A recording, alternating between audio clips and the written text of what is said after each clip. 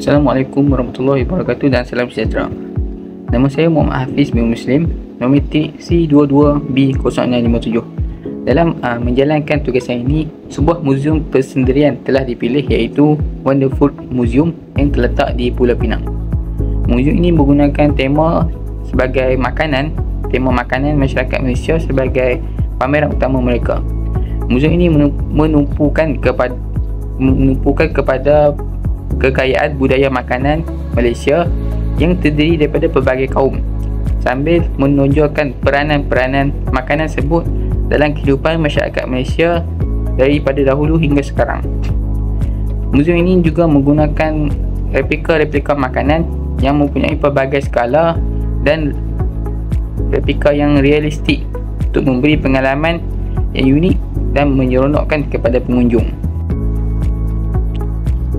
Kemudian untuk objektif penubuhan muzium ini pula, mereka mempunyai tujuan untuk memupuk rasa bangga terhadap kekayaan budaya makanan tempatan yang telah menjadi identiti kepada negara kita. Kemudian mereka juga bertujuan memberi maklumat ataupun asal-usul kepelbagaian makanan dan juga peranan makanan dalam masyarakat yang ada di Malaysia. Kemudian muzium ini juga memberikan kesedaran mengenai isu-isu sosial seperti pembaziran makanan, pemakanan yang sihat dan gaya hidup yang lebih lestari. Seterusnya ialah plan bangunan. Bangunan muzium ini mempunyai dua tingkat.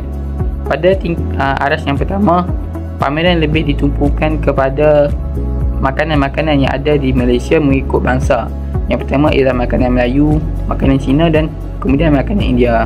Kemudian muzium ini juga memaparkan kesenian yang dibuat dengan makanan ataupun pentingnya kesenian itu untuk di dalam makanan.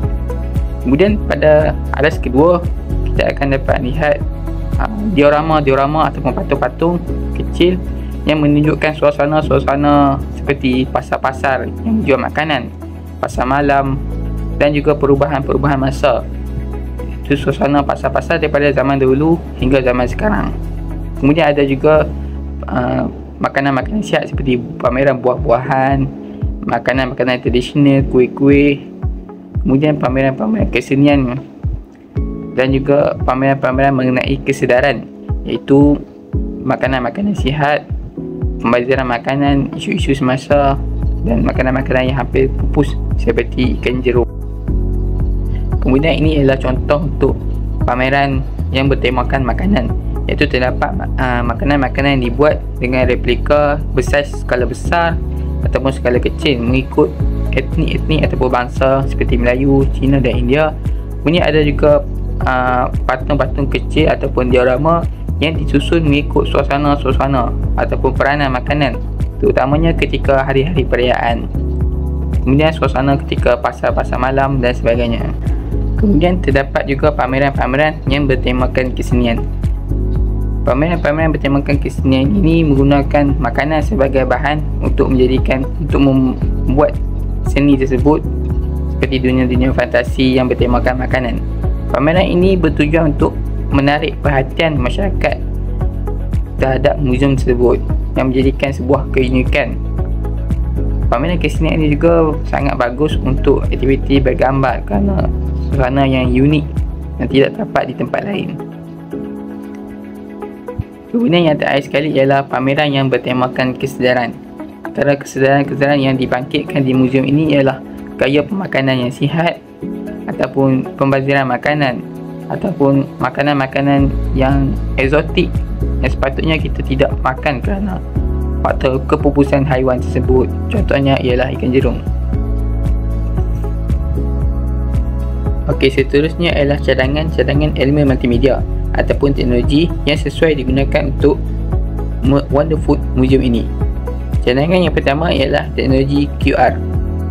Teknologi QR, apabila pengunjung membeli tiket untuk masuk ke muzium ini, mereka akan diberikan sebuah QR code yang digunakan untuk membawa masuk mereka kepada halaman web muzium tersebut. Dalam halaman web ini, pengunjung dapat mengakses sedikit konten yang terdapat di dalam muzium tersebut dan juga beberapa informasi-informasi tentang makanan-makanan contohnya resepi makanan dan sebagainya. Kemudian teknologi yang kedua ialah teknologi hologram. Apabila berkaitan dengan makanan, teknologi hologram ini sangat bagus, terutamanya berkaitan dengan teknik-teknik memasak makanan. Makanan-makanan khas seperti makanan khusus untuk India, makanan khusus untuk Melayu ataupun makanan khusus untuk bangsa Cina mempunyai teknik memasak mereka yang tersendiri. Oleh itu, hologram ini akan menunjukkan bagaimana cara-cara ataupun teknik-teknik yang digunakan untuk memasak makanan tersebut. Pengunjung juga dapat meniru ataupun merakam supaya mereka dapat mencubanya di rumah nanti. Untuk cadangan yang ketiga ialah pameran interaktif skrin sentuh. Apabila pengunjung melalui aras kedua, mereka akan diberikan suasana-suasana ketika berada di pasar-pasar malam ataupun suasana-suasana ketika memasak zaman dahulu berbanding dengan zaman sekarang. Melalui pameran interaktif skrin sentuh ini, mereka dapat diberi info tambahan ataupun permainan-permainan ataupun kuis mengenai suasana-suasana tersebut. Pengunjung juga boleh sentuh skrin tersebut untuk melihat bagaimana kawasan itu berubah mengikut masa. Mereka juga dapat melihat peta-peta ataupun perubahan-perubahan yang berlaku dari zaman ke zaman. Kemudian cadangan yang keempat ialah penggunaan teknologi VR ataupun virtual reality. Teknologi VR ini akan membantu mereka untuk membawa masuk ke sesuatu kawasan. Contohnya, apabila mereka melalui kawasan yang bertemakan makanan ataupun buah-buahan Malaysia, mereka akan diberikan VR untuk suasana-suasana ketika berada di dalam hutan. Mungkin pengunjung-pengunjung luar ataupun pengunjung-pengunjung Malaysia yang berada di kawasan bandar, mereka tidak mempunyai pengalaman dalam memetik buah-buah tempatan. Contohnya mengkait buah manggis ataupun buah rambutan. Jadi melalui teknologi VR ini, mereka dapat merasakan suasana-suasana berada di kawasan yang mempunyai pelbagai buah-buah tempatan. Mereka juga dapat bermain permainan iaitu memetik buah-buah tersebut. Melalui teknologi VR ini, pengunjung-pengunjung luar daripada negara Malaysia juga dapat melihat bagaimana bentuk ataupun cara-cara untuk mengkait buah-buah tempatan yang ada di Malaysia. Seterusnya, elemen multimedia yang dapat diterapkan di muzium ini iaitu audio guide. Audio guide ini sesuai digunakan untuk pameran-pameran yang bertemakan kesihatan.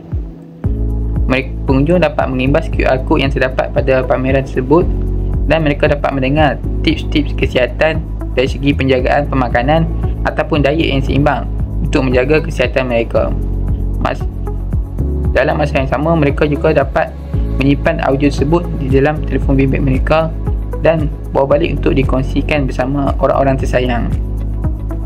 Seterusnya ialah elemen multimedia iaitu projektor. Projektor ini sesuai digunakan untuk pameran-pameran yang bertemakan kesedaran. Contohnya di dalam muzium ini ialah pameran yang bertemakan kesedaran tentang pembaziran makanan.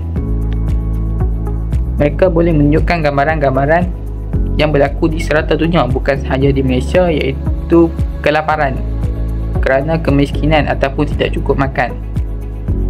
Selain itu, kos kesan-kesan dari segi ekonomi, iaitu kos-kos makanan yang semakin meningkat. Sekiranya dibuang ataupun dibazirkan makanan tersebut, maka akan memberi kesan juga dari segi keuangan. Dari projektor ini, mereka gambaran-gambaran yang ditunjukkan juga akan dapat mendidik anak-anak kita dan memberi kesedaran mereka tentang bahayanya pembaziran makanan ini.